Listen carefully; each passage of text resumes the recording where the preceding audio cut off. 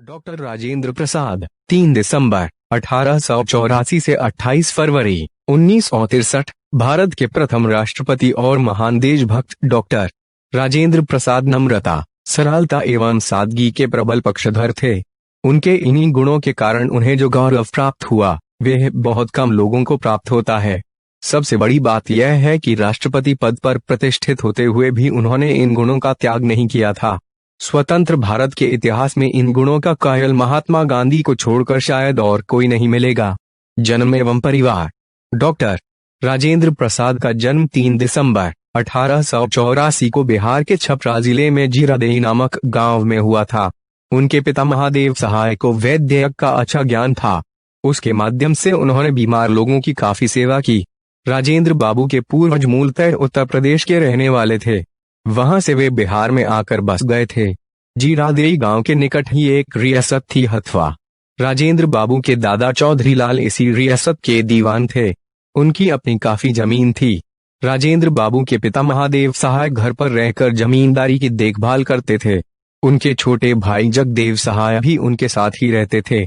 इस प्रकार राजेंद्र बाबू एक संयुक्त परिवार में पले बढ़े। बचपन एवं प्रारंभिक शिक्षा बालक राजेंद्र का लालन पालन बड़े लाड़ प्यार में हुआ। अपने परिजनों के स्नेह एवं संरक्षण में वे धीरे धीरे बड़े होने लगे। बचपन से ही वे अत्यंत शांत स्वभाव के थे। विनम्रता, सादगी और सर्वसाधारण के प्रति प्रेम ये उनके स्वाभाविक गुण थे। बचपन में राजेंद्र बाबू अपनी माँ और दादी से रामायण व महाभारत की कथा बड़े ताव से सुनते थे। इन कथाओं का प्रभाव राजेंद्र बाबू के जीवन में अंत तक बना रहा। राजेंद्र जब 5 वर्ष के हुए तो उनकी शिक्षा का प्रबंध घर पर ही किया गया। एक मौलवी साहब घर पर ही उन्हें उर्दू पढ़ाने आते थे। उन्हें पढ़ने का बड़ा शौक था। उन्हें जो भी पढ़ाया जाता था उसे वे मन लगाकर पढ़ते थे। आगे की शिक्षा के लिए राजेंद्र को छपरा के एक स्कूल में भर्ती करा दिया गया। राजेंद्र के बड़े भाई महेंद्र प्रसाद भी उसी स्कूल में 10वीं कक्षा में पढ़ते थे। वहां उन्होंने हिंदी और अंग्रेजी की पढ़ाई शुरू की। छपरा से ही उन्होंने मैट्रिक की परीक्षा उत्तीर्ण की। विवाह। राजेंद्र जब लगभग 12 वर्ष के हुए तो उनके पिता महादेव सहाय जी को उनके विवाह की चिंता होने लगी, क्योंकि उन दिनों प्रायः लड़के लड़कियों का विवाह बहुत छोटी उम्र में कर दिया जाता था। उन्होंने राजेंद्र का विवाह बलिया जिले के दल छपरा नामक गांव की एक कन्या से कर दिया। अपने विवाह के संबंध में राजेंद्र बाबू ने अपनी आत्मकथा में लिखा है, बारात जीरादेई की रस्मों को समाप्त करके रवाना हुई। मैं एक विचित्र प्रकार की पालकी में बैठा था। भाई साहब घोड़े पर बैठे थे। जेठ का महीना था। भीषण गर्मी पड़ रही थी। पालकी के ऊपर छत नहीं थी। मैं धूप और लू दोनों का शिकार हो रहा था। अंत में बारात पहुंची, लेकिन तब तक काफी रात हो चुकी थी। अपनी आदत के अनुसार मैं बारात पहुंचने से पहले ही पालकी में सो गया था। थकावट के कारण नींद भी बहुत गहरी आई। नियत स्थान पर पहुंचने के बाद भाई साहब ने मुझे जगाया। परछन की रस्म अदा हुई। विवाह की दूसरी रस्में भी पूरी की गईं। मेरा विवाह हो गया, लेकिन आज तक न तो मुझे वे रस्में याद हैं और न यह याद है कि उसमें मेरी क्या भूमिका थी। बचपन में मेरी बहनें गुड्डे गुड़ियों से खेला करती थीं। यह विवाह भी मेरे लिए कुछ वैसा ही था। उच्च शिक्षा। छपरा के स्कूल से मैट्रिक की परीक्षा पास करने के बाद आगे की पढ़ाई के लिए राजेंद्र को कलकत्ता के प्रेसिडेंसी कॉलेज में भर्ती करवाया गया। वे यूनिवर्सिटी की प्रवेश परीक्षा में प्रथम आए थे। राजेंद्र बाबू पढ़ने में बहुत तेज थे। अपनी लगन और मेहनत के बल पर वे प्रत्येक कक्षा में प्रथम आते थे। कलकत्ता के प्रेसिडेंसी कॉलेज से राजेंद्र बाबू ने FA की परीक्षा भी प्रथम श्रेणी में उत्तीर्ण की। इस असाधारण सफलता के फलस्वरूप उन्हें 50 रुपए मासिक की छात्रवृत्ति मिलने लगी। FA की परीक्षा पास करने के बाद राजेंद्र बाबू BA की परीक्षा की तैयारी में लग गए। बाद में यह परीक्षा भी उन्होंने उच्च श्रेणी में उत्तीर्ण की। 2 विषयों में भी ऑनर्स करने के कारण उन्हें अब 2 छात्रवृत्तियां मिलने लगीं। BA की परीक्षा पास करने के बाद राजेंद्र बाबू MA की तैयारी में लग गए, किंतु उसी दौरान उनके पिताजी का देहांत हो गया। उन्हें पढ़ाई छोड़कर घर आना पड़ा। पिता के देहांत से राजेंद्र बाबू का उत्साह कुछ कम हो गया। इसी कारण वे MA की परीक्षा में प्रथम नहीं आ सके। बाद में यह परीक्षा उन्होंने सन 1904 में उत्तीर्ण की थी। समाज और देश की सेवा की प्रेरणा उन दिनों कलकत्ता में डॉन सोसाइटी नामक एक संस्था थी। उसका संचालन सतीश चंद्र मुखर्जी करते थे। इस संस्था का उद्देश्य विद्यार्थियों की सहायता करना तथा उनका चरित्र निर्माण करना था। विद्यार्थियों से जनसेवा का काम भी लिया जाता था। सप्ताह में इसकी 2 कक्षाएं लगती थीं। इनमें बड़े बड़े विद्वानों के प्रवचन होते थे। एक कक्षा में गीता पर संभाषण होता था और दूसरी कक्षा में अन्य विषयों पर। सतीश चंद्र मुखर्जी, सिस्टर निवेदिता, सर गुरुदास बनर्जी आदि प्रमुख वक्ता थे। राजेंद्र बाबू भी उन कक्षाओं में नियमित रूप से भाग लेते थे। इस प्रकार राजेंद्र बाबू को विद्यार्थी जीवन से ही समाज और देश की सेवा की प्रेरणा बड़े बड़े विद्वानों व देशभक्तों से मिली। सन 1905 में बंगाल विभाजन के विरोध में बंग आंदोलन शुरू हुआ। स्वदेशी आंदोलन का प्रचार भी उन दिनों जोरों पर था, जिसमें स्वदेशी वस्तुओं को अपनाने का व्रत लिया जा रहा था और विदेशी वस्तुओं का बहिष्कार किया जा रहा था। विद्यार्थियों में यह आंदोलन जोरों से फैला।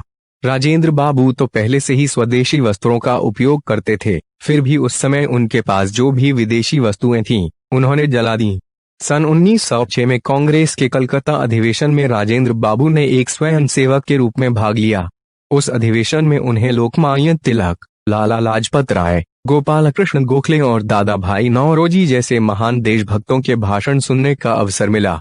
इससे उनके मन में देशभक्ति की भावना प्रबल हो उठी। गोपाल कृष्ण गोखले के विचारों का राजेंद्र बाबू के मन पर बहुत गहरा असर पड़ा। जीविकोपार्जन।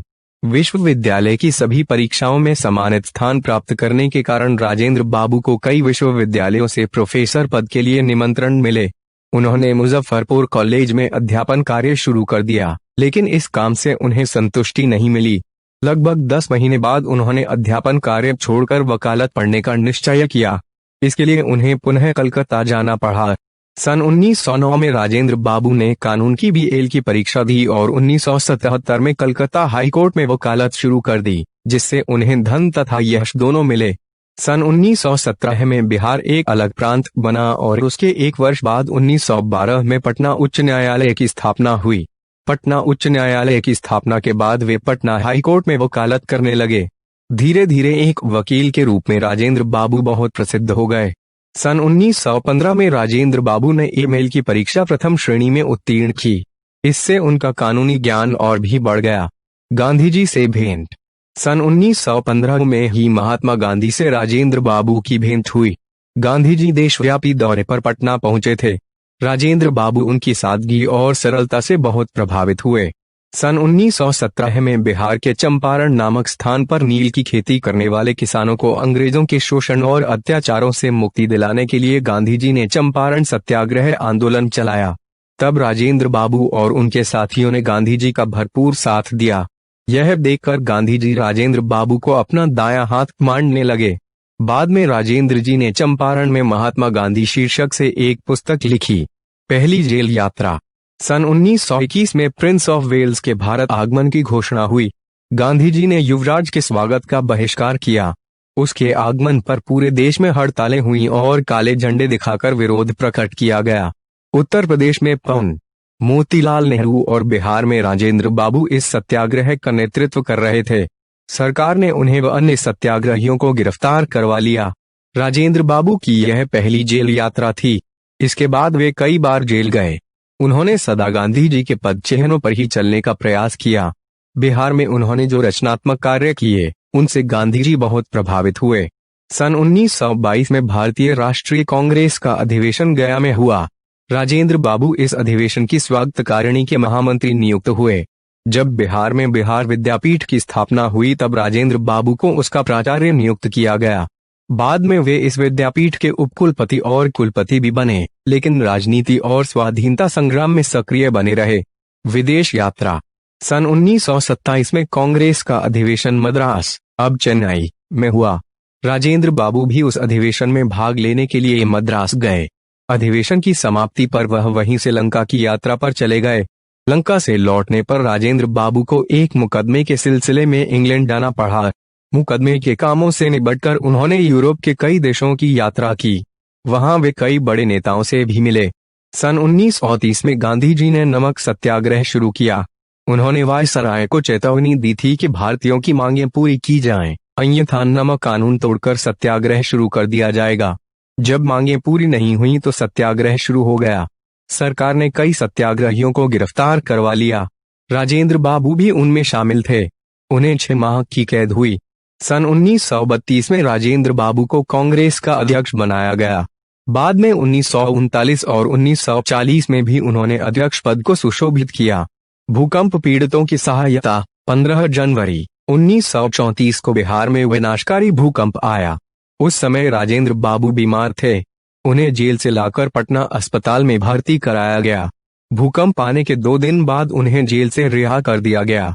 जेल से रिहा होने के बाद राजेंद्र बाबू अस्वस्थ होते हुए भी भूकंप पीड़ितों की सहायता में जुट गए। डॉक्टरों की सलाह को नजरअंदाज कर उन्होंने पैदल यात्रा करके निराश्रितों के लिए आश्रय, निर्वस्त्रों के लिए वस्त्र और भूख से तड़पते लोगों के लिए अन्न का प्रबंध किया। 1 वर्ष तक यह राहत कार्य चलता रहा। राजेंद्र बाबू ने बड़े धैर्य से इस महान कार्य को पूरा किया। इस कार्य ने देश के सामने राजेंद्र बाबू की संगठन शक्ति और अद्भुत कार्य क्षमता का उदाहरण उपस्थित किया। उनका यश पूरे भारत में फैलने लगा। देश सेवा की लगन। राजेंद्र बाबू की देश सेवा की लगन, सूझबूझ और विनम्रता सराहनीय थी। स्वतंत्रता आंदोलन और अन्य सामाजिक कार्यों में व्यस्त रहने के बावजूद वे ग्रामीणों से मिलने का समय निकाल लिया करते थे। जब वे अपने गांव जीरादेई जाते तो वहां की स्त्रियां अपनी चिट्ठियां तक पढ़वाने के लिए उनके पास आ जाती थीं। राजेंद्र बाबू इस कार्य में आनंद का अनुभव करते थे। सन 1934 में कांग्रेस का अधिवेशन बंबई में हुआ। राजेंद्र बाबू को इस अधिवेशन का अध्यक्ष बनाया गया। बंबई में उनके स्वागत में एक भव्य समारोह आयोजित किया गया था। यह स्वागत समारोह महज शिष्टाचार ही नहीं था, बल्कि उसमें लाखों भारतीयों की श्रद्धा भरी हुई थी। उस अधिवेशन में राजेंद्र बाबू ने जो भाषण दिया था वह बहुत ही विद्वतापूर्ण था। सन 1939 में जब दूसरा विश्व युद्ध शुरू हुआ तो वायसराय ने भारतीयों की सलाह लिए बिना भारत के युद्ध में शामिल होने की घोषणा कर दी। भारतवासियों ने इसका विरोध किया। सन 1942 में गांधी जी ने भारत छोड़ो आंदोलन छेड़ दिया।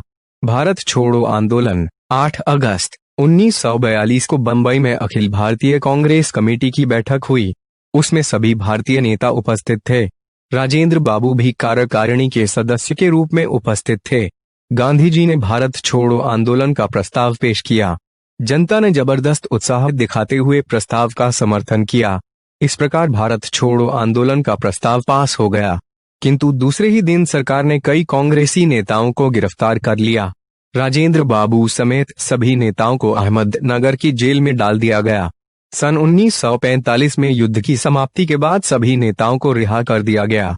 जेल में रहते हुए भी राजेंद्र बाबू कुछ न कुछ लिखते रहते थे। उन्होंने इंडिया डिवाइडेड, खंडित भारत नाम से जो पुस्तक लिखी थी वह देश की विभाजन समस्या पर सबसे प्रामाणिक पुस्तक कही जा सकती है। राजेंद्र बाबू की स्मरण शक्ति भी विलक्षण थी। जीवन की एक एक घटना उनके स्मृति पटल पर अंकित थी। इसी स्मृति के सहारे उन्होंने अपनी आत्मकथा लिखी। 1900 पृष्ठों की अपनी इस आत्मकथा में उन्होंने अपने जीवन काल का इतिहास इतनी आसानी से लिख दिया मानो कल की बात का वर्णन कर रहे हों। सन 1945 में सरकार, कांग्रेस और मुस्लिम लीग में समझौता होने पर राजेंद्र बाबू को जेल से रिहा कर दिया गया।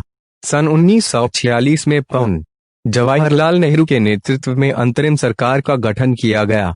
तब राजेंद्र बाबू को खाद्य मंत्री बनाया गया। भारत को आजादी मिलने के पूर्व अगस्त 1947 में भारत के लिए नया संविधान बनाने के उद्देश्य से एक समिति का गठन किया गया। राजेंद्र बाबू को इस संविधान सभा का अध्यक्ष बनाया गया। 11 दिसंबर 1946 को संविधान सभा के स्थायी अध्यक्ष के पद पर राजेंद्र बाबू का चयन किया गया। देश के प्रथम राष्ट्रपति 26 जनवरी 1950 को भारत का नया संविधान लागू हुआ। इसके बाद 12 मई 1952 को राजेंद्र बाबू देश के प्रथम राष्ट्रपति पद पर निर्वाचित किए गए। 5 वर्षीय कार्यकाल सफलतापूर्वक संपन्न करने पर सन 1957 में वे पुनः राष्ट्रपति पद पर प्रतिष्ठित हुए। यहाँ यह बात विशेष रूप से उल्लेखनीय है कि देश के सर्वोच्च पद पर प्रतिष्ठित रहते हुए भी उन्होंने अपनी सहज विनम्रता, सादगी और सर्वसाधारण के प्रति प्रेम आदि गुणों को कभी नहीं छोड़ा। जब वे राष्ट्रपति भवन में रहने के लिए गए तो उन्होंने अंग्रेजों के समय की अधिकांश साज सजा वहां से हटवा दी। उन्होंने अंग्रेजों के जमाने का गद्देदार पलंग अपने कमरे से हटवा दिया। उसकी जगह उन्होंने लकड़ी का एक तख्तपोश रखवाया और सदैव उसी को शयन के लिए प्रयोग किया।